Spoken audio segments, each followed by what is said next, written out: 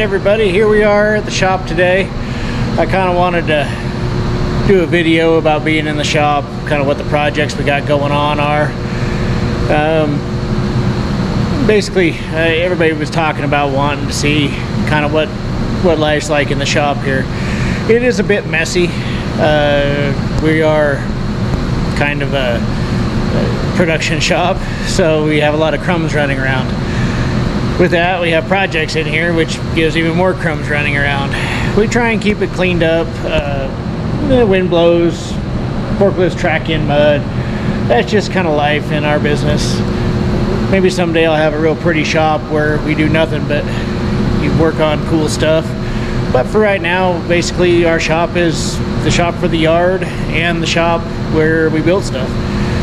So in our spare time, we're hanging out in the shop, and I'll show you guys some of the projects we got going on right now and some of the stuff we just got in for the projects. All right, guys, we'll go tour around the shop just a little bit, see what's going on. We've got a lot of crumbs here, which is basically crumbs I consider parts of other projects, stuff going on, different stuff happening, and the leftover pieces and the stuff that's kicked around because of it. Right here we got the 85 S10 pickup, the drag race truck. We had Wyotech put a cage in it, and we kind of stalled out on it just because there's some other more pressing projects, at least for the time being.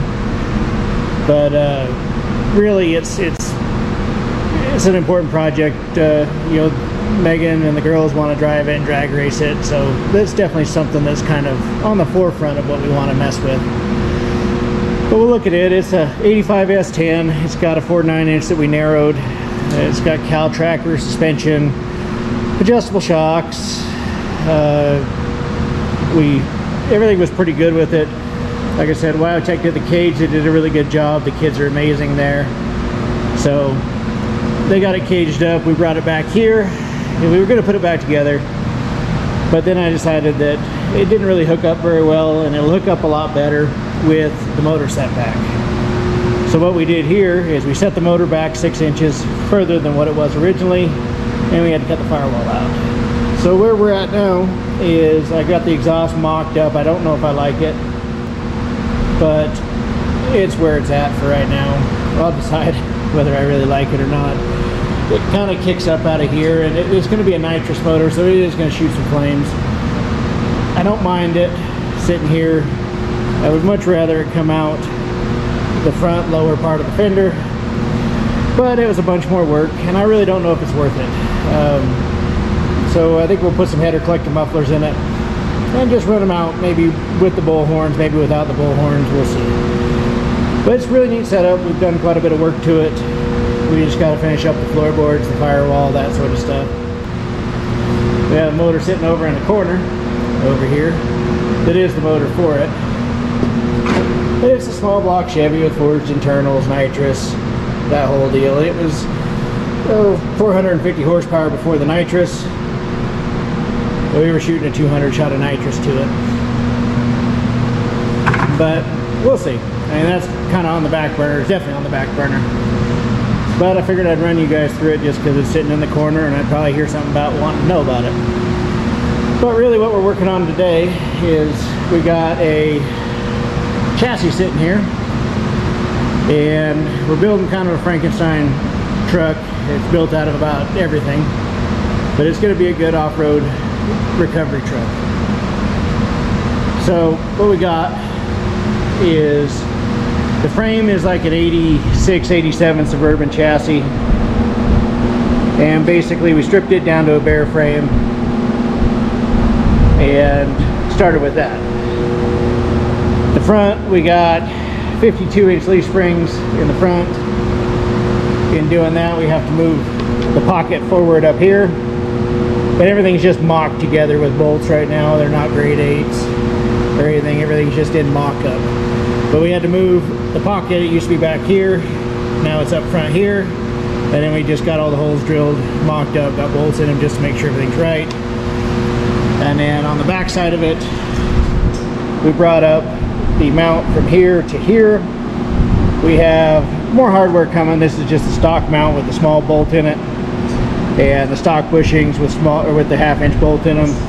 We got an order in Offroad Designs. They're going to be sending us the new greasable bolts, the new greasable bushings, the new bigger size for the rear shackle mount, so we can put all that in. And then take the springs out, do the greasable bushings and grease bolts in all of it. It's good for articulation, but it's also great for wear. The other thing we got coming, or we got going on with this thing, is we pulled out the front cross member for the engine. It did fit with the 6-liter LS and the Turbo 400. And honestly, we put it in there, and for mock-up, it fit. So we got the motor mounts set where we want them. That allowed us to figure out where the transmission cross member we're going to put in. It's going right here. But we're going to put that in. We're not using the 203 transfer case. We're using the range box, this part here, of the 203 transfer case. We're taking the back half of it, this part off, and we're bolting the 205 to it. So it'll be a 205 that's twin sticked with a doubler. And that will give us double low under low range. We'll have a regular low range, and then we'll have our high range. Plus we'll be able to do a front pull, a rear pull in high and low. It'll be hooked to a Turbo 400, and it's going to be hooked to this 6-liter that we got sitting here. So this was basically just screwed together for mock-up so that we could see how everything fit, what we wanted to change, what needed to be different. This 6-liter is getting pulled down. It's getting a cam. It's getting, you know, a handful of good parts in it. It's just a standard LQ4 out of a 2002, I think, Escalade, something like that. We are going drive-by cable with it, just because we don't want the water near the throttle pedal, that sort of thing. So we got the harness, we got all the stuff set back on the shelf for it already. But it'll be a good little project. It'll be a great little motor. Probably should be somewhere in the ballpark of 400, 425 horse. Just running probably a 2000, 2200 stall converter in it. We got all the parts for the Turbo 400 coming. Offroad Designs, I sent them a bunch of money yesterday, and the doubler kit's coming, the cable operated triple stick shifter's coming. All the rest of that stuff's coming for the transmission and transfer case and doubler setup. Back to the rear suspension. So we have a 14 bolt rear end in it. Originally we had 52-inch rear springs in the rear. These springs, usually when you're doing a project like this, you can just take the half-ton rear springs from the rear and move them up to the front. The springs in the rear of this thing were not that great. This Suburban that we parted out to build this thing was not that great either, but it'll work. So we ended up rounding up a different set of 52s for the front of this, and we have a set of 63-inch rear springs going in the rear of this. And as you can tell, it does give it a little bit of lift. We're still not quite sure exactly how much lift, but I'm betting it's probably more than 4 inches, considering the 52s lift the front 4 inches on average, and the rear is higher than the front. So my guess is the 63s might actually lift at 6 inches, but we'll see once we get it all set up. But so all we did with the rear springs is we bolted into the normal front hanger, and we moved the rear hanger back. So originally right here was the original holes that the rear hanger was in, and I could have moved it back just to these holes, but we wanted to get our geometry right for our rear shackle. We wanted to get that 45-degree angle with weight on it where it needs to be so that we can have good articulation. The whole point of this truck is to be able to be a leaf spring truck with really good articulation. So as you can see, it does have quite a bit of spring sag. The droops really well, but we're still mocked up in that. We can change it anytime. We had one factory hole here that we went off of. This is a hole that I drilled. We can move this around if we need to, basically. But I'm pretty happy with where it is right now. As you can see, the same thing on the other side. We're running the military 16.5 37s tires, And then we got some beadlock wheels, steel wheels for it. We want it just to be a clean, simple, good off-road truck. And it really should be.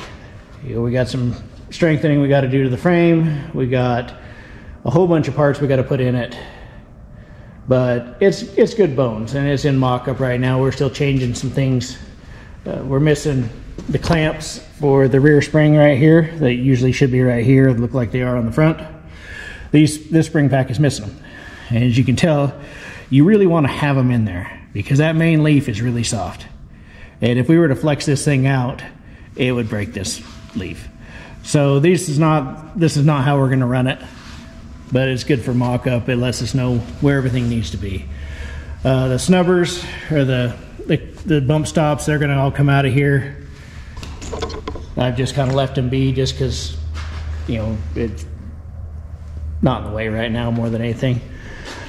The other thing worth noting is the 52-inch springs basically move the front axle forward, I don't know, roughly 3 inches. Right here in line with this is where the center line was of the bump stop that was supposed to hit right here. Now you can see the front end is moved forward up to here, which is nice. It increases wheelbase. The 52s give us a lot softer ride, a lot more flex. For the rear, when we put the 63s in it, basically the rear end originally was centered up, let's see here, about right here. And so it's moved it back almost 6 inches, depending on, you know, how far the springs are collapsed. So on a normal pickup with a bed, this probably wouldn't be a very good deal unless you want to move a fender well opening back. This truck is going to be a crew cab on a Suburban frame, and then we're going to run a tube bed. And then it's going to be our off-road recovery truck and off-road truck in general. We can't let Matt and them guys, you know, keep having all the fun around there in Utah. So we're going to play with one for around here. It'll be a good enough truck that we could take it to Moab and have some fun in Moab. But also it's going to be a work truck, LS, really reliable, turbo 400, 203, 205 doubler. You know, real good stuff in it, real good bones, real solid, and nothing too huge. I mean, we don't do crazy rock crawling stuff around here. It's mostly, you know, rock and that sort of stuff, but it's not really rock crawling. The recoveries we do, a whole bunch of snow too. And this truck, we can chain it up and it should do really well in the snow. Eventually I think we're going to put a set of tracks on it, and we will, you know, be able to play a little more in the snow with it as well. So that's a pretty good run through of what we got on the project here. We got a whole bunch of crumbs all over. We got a whole bunch of new stuff coming. It's just a lot of mock-up, and we'll see where we end up with this thing. But it's came a long ways in the last week or so that we've worked on it. I should have videoed it, I know, but I kind of really wasn't too worried about it, and then people started asking. And when people started asking, I figured, well, I better bring it around. The front is a Dana 60 out of an 85 Chevy truck, single wheel. I ended up buying a whole truck just to get the front end. Them things are getting hard to come by and expensive when you find them. So, you know, it's worth it. I think we're going to go with air lockers, front and rear, or maybe the Yukon, you know, whatever they called. I don't remember what they're called. But the Yukon selectable locker that they have as well. I would say it's 6s. I've had guys say they hate ARBs. I've had guys say, you know, ARB is the only way to go. I've never had a problem with them, and so it really doesn't make much matter to me. There's a lot of guys saying good stuff about Yukon. So it just kind of depends on what the mood is, and if I can see something in person and get a first-hand review rather than rely on everybody on the forums. But we'll see. But it will have lockers in it. We're going to have crossover steering. You know, get all the good stuff done to it. It should be a really reliable truck when it's all said and done. It was kind of important for me to stay with leaf springs because I think they're fun. I built one a long time ago that did very well on leaf springs. I really loved it. It's simple. There's less stuff to break. You know, leaf springs, you have all them links, all them threads, all that stuff. And that stuff breaks. I mean, don't get me wrong, this stuff breaks too, but when you have, in my opinion, when you have more moving components, there's more stuff to break. There's more opportunity for it. So we wanted to keep this as simple as possible. Like I said, it's not going to be a crazy off-reel rock crawler. It's going to be just a good general purpose truck that should do everything fairly well okay. Rory down there at Trail Mater, you know, he's been a big inspiration in me wanting to go with leaf springs. I mean, what he does with leaf springs on a regular basis with a heavy truck and not breaking leaf springs is, you know, basically a good testament to what leaf springs can do. So I think I should be able to go with leaf springs without too much of a problem at all. It's cold. It's not cold. You got the heater running, you can hear that one. It's cold outside. It's probably 30 degrees out there maybe. So the heater's running a bunch. There's no point in running the heater. If I do this work during the day, then we're heating the shop because we got to heat the shop anyways, and it's a little more efficient. You know, I mean, we're in the recycling business, so you know, I try and not waste stuff. I try and not, you know, we try and conserve stuff. We heat the place on used oil, and that's great. And so we try and conserve the used oil as much as possible. I don't really want to be the only one in the shop. So I wait till days where, well, work days, and I try and steal some time throughout the day when the heater's running anyways, and try and be as efficient as possible. So I guess that's it for today. Thank you for watching.